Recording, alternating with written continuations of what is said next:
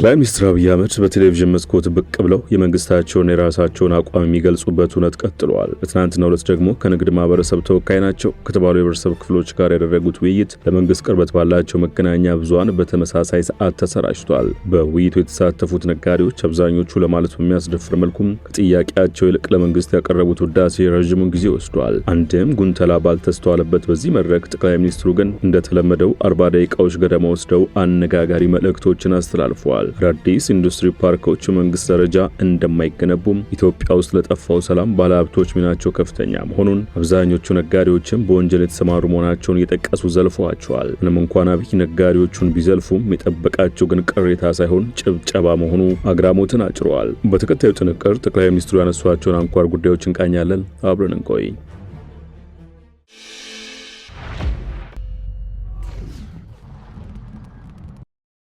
ጠቅላይ ሚኒስትር አብይ አህመድ ከነጋዴዎቹ በኩል የቀረበላቸውን ጥያቄዎች በቀጥታ ከመመለሳቸው በፊት እንደ መንደርደሪያ የተጠቀሙት ኢትዮጵያ ውስጥ አሉ ያሏቸውን 5 ችግሮች መዘርዘር ነው። አንደኛው ችግር ወርሰነዋል ያሉት ድህነትና ይህንኑ ድህነት ለመውረስ የተዘጋጀው ትውልድ ነው። ለዚህ ብዙ ምሳሌዎችን መዘርዘር እንደሚችሉ ይጠቅሱና ካዛንቺስ ፈረሰ ያሉበትን ምክንያት ያነሳሉ።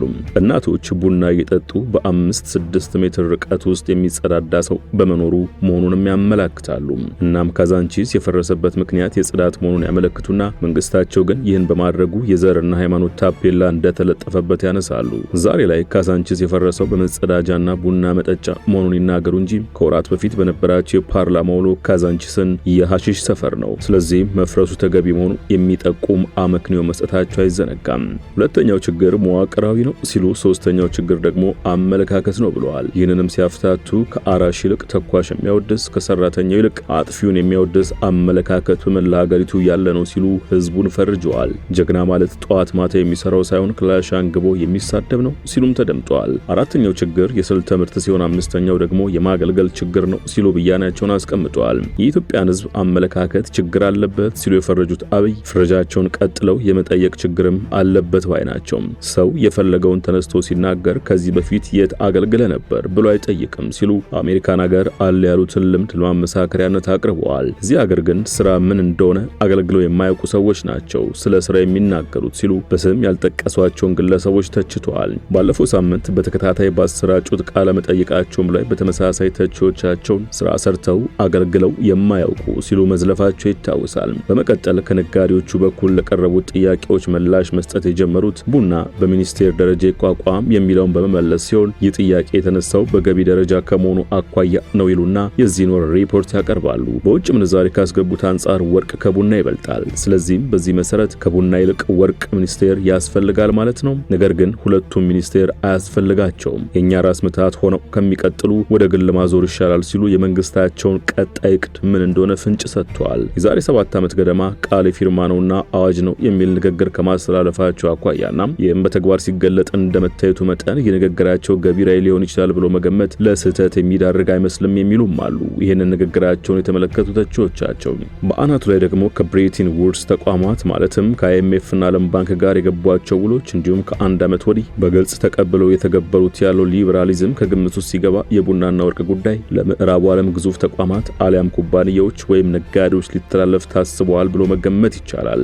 አብይ ቀጥለዋል። ቡናና ወርቅ ላይ የመጣው ለውጥ በአዋጅ መሻሻል ብቻ ሳይሆን በቅርበት ስለመመራው ነው ሲሉ ራሳቸውንና መንግስታቸውን አድንቀዋል። በእርሳቸው የሚመራው መንግስት በራሳቸው አንደበት እንደማወደስ የቃጣቸው አብይ ስለ ፋይናንስ ማብራራታቸውን ይገፉበትና እዚህ ውስጥ ካላችሁት ባለፉት 7 ዓመታት ሀብታችሁ በእጥፍ ያልጨመረው 10 በመቶ እንኳ የምትሆኑ አይመስለኝም ብለዋል። ማለትም በእርሳቸው የስልጣን ዘመን 90 በመቶዎቹ ሀብታቸው ተመንድጓል እንደማለት ነው። ምንም እንኳን ሀብታችሁ ቢመነደግም ከማማረር ውጪ አታመሰግኑም ሲሉም ፊት ለፊታቸው የተቀመጡትን ነጋዴዎች ወቅሰዋል። እኛ ሲሉ በጠሩት መንግስታቸው ውስጥ ሀብታም ለመሆን ብሎ የተቀላቀለ ስራ ሳይችል በሆነ መንገድ የገባ መኖሩን የሚጠቅሱት አብይ ሲወጣ ግን ጠላት ይሆናል። የሸሸው የሚሆን የታሰረው ከመንግስታቸው ወጣው ስላልቻለ መሆኑን ይናገራሉ።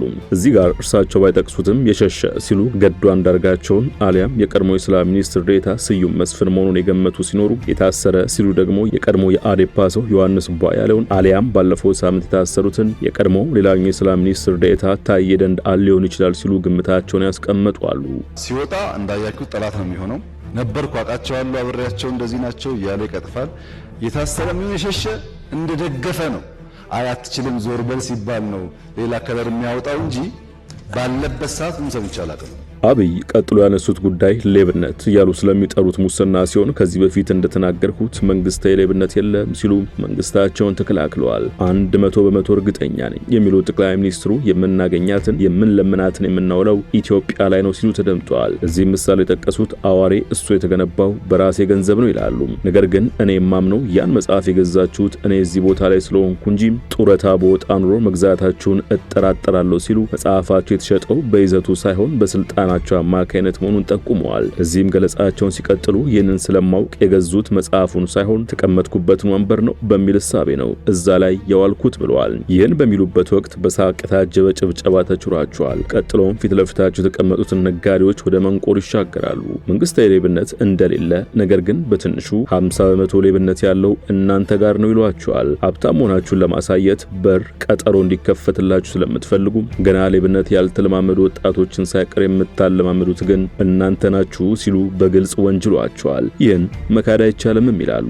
እስቲ እናንተ ጥቆማ ስጡኝና እርምጃ ልውሰድ ሲሉም ጥሪ ያቀርባሉ። በህግና ስርዓት ሳይሆን በግላቸው በእንዲህ አይነት ነገር ውስጥ የገባን ሚኒስትር ጭምር ማባረር እንደሚችሉ የገለጹት ደግሞ አንድ ሳምንት አላሳድረው በሚል ዛቻ ነው። ኢንዱስትሪያል ፓርክን በተመለከተ በሰጡት ምላሽ ደግሞ እንደ መንግስት ሳይሆን በግላቸው እኔ ፓርኮች ላይ ኢንቨስት ማደርግ አይመስለኝም ሲሉ ተደምጠዋል። ጠቅላይ ሚኒስትር አብይ በተለያዩ አጋጣሚዎች እንዲህ እንደዋዛ የሚያስተላልፏቸው መልእክቶች ስጋ ለብሰው ህልው እንደሚሆኑ ከዚህ ቀደም ተሞክሮቻቸው ማሳያ ይሆናሉ። ለአብነት አዲስ ዩኒቨርሲቲ እንደማይገነቡ ለመጀመሪያ ጊዜ የተናገሩት በይፋ የጋዜጣዊ መግለጫ አሊያም በፓርላማ ሳይሆን ፍሬንድሺፕ 2 የተሰኘ የመዝናኛ ፓርክ ሲመረቅ በሰጡት አጭር ማብራሪያ ላይ መሆኑን ልብ ይለዋል። ከዚህ ማብራሪያ በኋላ ነው ፓርላማው የሚያወቀው መንግስታዊ አቋም መሆኑን ጋር ይወጣው።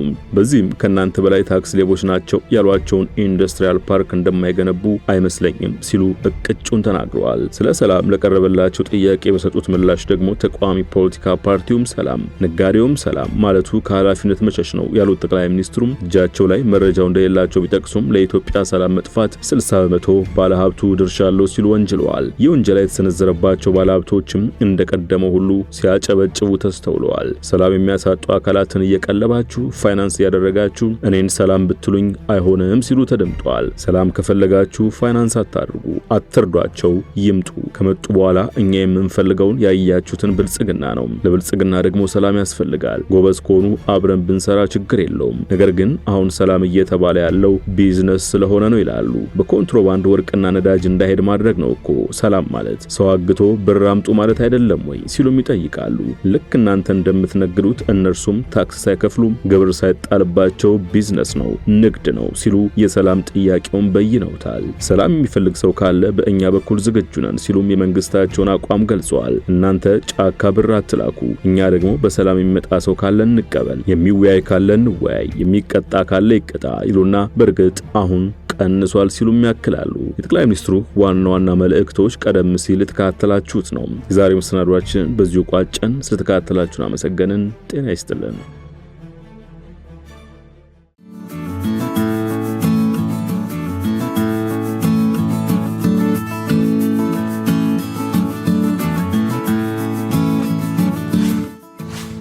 ሸገር ታይምስ ሚዲያን ሰብስክራይብ በማድረግና ደወሉን በመጫን ይከተሉን።